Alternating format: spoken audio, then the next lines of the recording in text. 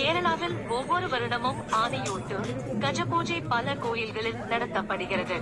யானைகளுக்கு பூஜைகள் மற்றும் சுவையான உணவு வழங்குவது செல்வத்திற்கும் விருப்பங்களை நிறைவேற்றுவதற்கும் கடவுளான விநாயகரை திருப்திப்படுத்துவதற்கான ஒரு வழியாகும் என்று நம்பப்படுகிறது. தென்னிந்தியாவின் பழமையான கோயில்களில் ஒன்றாக கருதப்படும் கூடல் மாணிக்கம் கோயில் கடந்த சில ஆண்டுகளாக ஆனையூட்டு நிகழ்வை நடத்தி வருகிறது. கோயிலின் தலைமை பூசாரி பொதுவாக ஒரு யானை கன்றுக்கு பிரசாதமாக வழங்குவதன் மூலம் உணவளிக்கும் அமர்வு தொடங்குகிறது.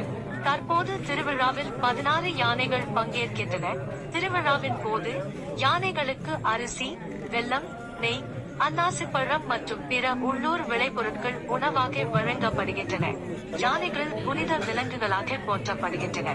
யானைகள் கேரள கலாச்சாரத்தின் ஒருங்கிணைந்த பகுதியாகும். மேலும் யானைகள் ஆனையூட்டு உட்பட அனைத்து பண்டிகைகளிலும் ஒருங்கிணைந்தவை. பல பிரபலமான தென்னிந்திய கோயில்களில் அவற்றின் சொந்த யானைகள் உள்ளன. இந்த யானைகளுக்கு உணவளிப்பது மங்களகரமானதாக கருதப்படுகிறது.